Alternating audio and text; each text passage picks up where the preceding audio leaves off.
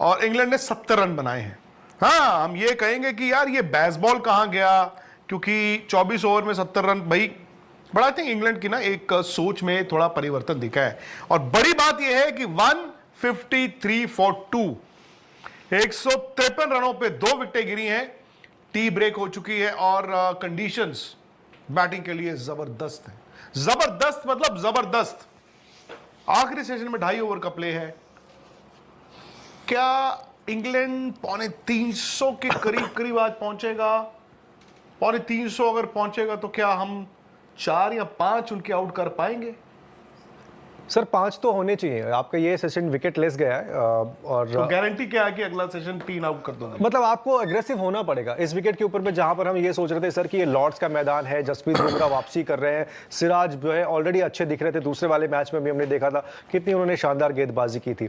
लेकिन आज जब दिन की शुरुआत हुई, हमें एक दूसरा गेंदबाज आता है जो आपका रेगुलर गेंदबाज नहीं है, वो आपको विकेट निकाल के देता है इस विकेट के ऊपर में। और उन्होंने एक नहीं 2, हाँ, वो आपको विकेट निकाल के देते हैं। और इस विकेट के ऊपर जहां हम ये उम्मीद कर रहे थे कि बुमराह वापस आ रहे हैं यार, तीसरा मैच है, हम सीरीज को हमने 1-1 करा दिया और विकेटलेस। पता नहीं कि बुमराह को हुआ क्या ऐसी चीज हुई है इस मैच के अंदर में कि बुमराह जो आपके सबसे किफायती गेंदबाज है, सबसे शानदार गेंदबाज हैं, वो विकेट नहीं निकाल पा रहे हैं। साथ ही साथ आपके सिराज की भी गेंद से विकेट नहीं देखो मैं जो देख पा रहा हूं ना, एक तो ये है कि इंडिया ने स्पिन जो है वो 2 खिलाए हैं स्पिनर आपने। हाँ, और वो आप लास्ट 2 ओवर आपने टी से पहले करवाए हैं, 1 ओवर सुंदर से, 1 ओवर जडेजा से, जबकि खिलाए आपने 2 हैं। अब उनमें से एक साफ तौर पर सुंदर को आप एज बैट्समैन खिला रहे हो, ये तो जग जाहिर है।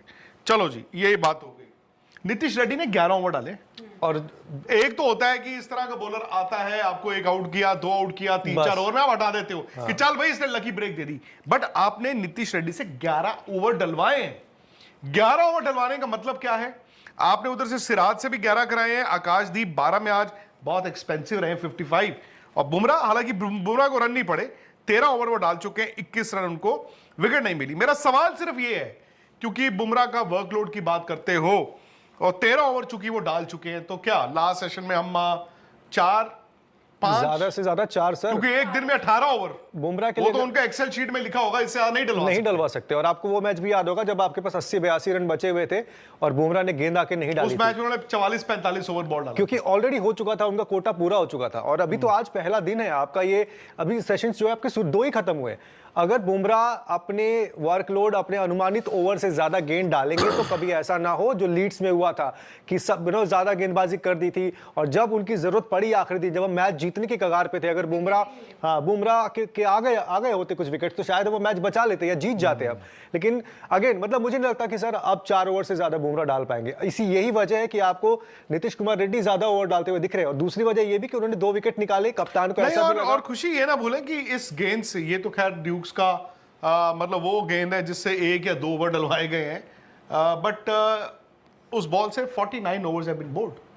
49 ओवर अब जब एक बॉल से डलवा चुके हो, बॉल तो सॉफ्ट हो चुकी है, वो तो आपने पूरी सीरीज में देख ही लिया है। मतलब इस वक्त बैट्समैन अपनी गलती से आउट हो जाए। बट यार जो 2 बैट्समैन खेल रहे हैं उनमें से एक है Ollie Pope, good batsman, 44 run, और जो रूट जो 54 रन बना के खेल रहे हैं। और जो रूट का तो यह है कि आपने आते ही आउट कर लिया, नहीं तो बाबा जी ने 100 लगा देना है, और 100 से कब वो 125-150 पता नहीं, बाबा जी का पता नहीं चलता। पिछली इनिंग में भी मतलब मुझे काफी ज्यादा ऐसा लग रहा था कि शायद ये पार्टनरशिप चलेगी, और ये पार्टनरशिप दोनों जो बल्लेबाज है ना 100 गेंदें खेल चुके हैं, और ये वो प्लेयर्स हैं जो लंबा खेलते हैं। चाहे ओली पोपो, वो 100 के बाद 120-150 वाले प्लेयर हैं, और सिमिलरली जो रूट जिनका अभी तक इस टेस्ट सीरीज में अभी तक नहीं कुछ आया है, वो शायद सोच रहे होंगे this is the right time for us. और अब जब बॉल सॉफ्ट हो चुका है, विकेट ओवरकास्ट कुछ नहीं है, आपको धूप है, आप अच्छी खासी बैटिंग के लिए, आपके लिए सब कंडीशंस परफेक्ट है, तो ऐसे में विकेट कौन निकाल कर देगा? अब बुमराह आएंगे, बुमराह 3 या 4 ओवर 5 मैक्स, ठीक है। सिराज, आकाशदीप को इतने रन्स पड़ चुके हैं, आपके लिए विकेट यहाँ से कौन निकाल के देगा वो समझ नहीं आ रहा है, क्योंकि ये पूरा सेशन विकेटलेस गया है। और आखिरी सेशन में अगर आप सोचो ये दोनों बल्लेबाज और टिक गए, क्योंकि अभी तक ये 100 गेंदें खेले हैं, 50-55 पर इनके हैं। ये अब शायद सोचेंगे कि यार अब हम थोड़ा एक्सेलरेट कर भी खेलें, क्योंकि इनका तरीका वो है कि आप स्टार्ट करते हो, टिकते हो, और फिर उसके बाद रन अस्सलामुअलैकुम दोस्तों, India versus England first test series में तो इंडिया को बहुत ही बुरी तरह से शिकस्त हुई है, क्योंकि ये मैच जो कि इंडिया बहुत ही आसानी से जीत सकता था, उसे इंग्लैंड के बैट्समैन ने पूरी गेम ही पलट कर रख दी है। क्योंकि जैसा कि हम जानते हैं कि इंडिया के सारे बैट्समैन शुभमन गिल, ऋषभ पंत, केएल राहुल बहुत ही आउट क्लास परफॉर्मेंस दे रहे हैं, क्योंकि उनके स्कोर हर एक के 100 प्लस हैं, जो कि शायद ही इंडिया की हिस्ट्री में हुआ हो।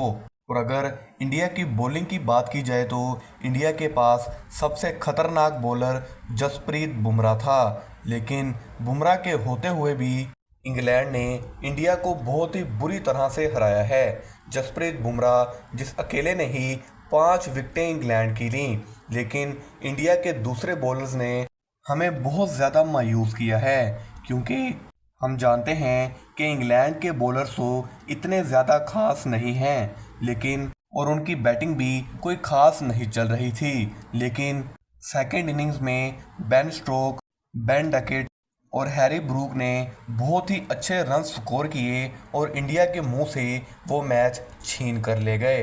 इंडिया के पास सिर्फ बुमराह ही नहीं बल्कि मोहम्मद सिराज, रविंद्र जडेजा, प्रसिद्ध कृष्णा जैसे खतरनाक बॉलर्स थे कि जिनके टेस्ट सीरीज में तो बहुत ही अच्छे रिकॉर्ड रहे हैं। और इंडिया की बैटिंग से हम बिल्कुल भी जो एक्सपेक्ट नहीं कर रहे थे, उन्होंने ऐसे परफॉर्म करके दिखाया।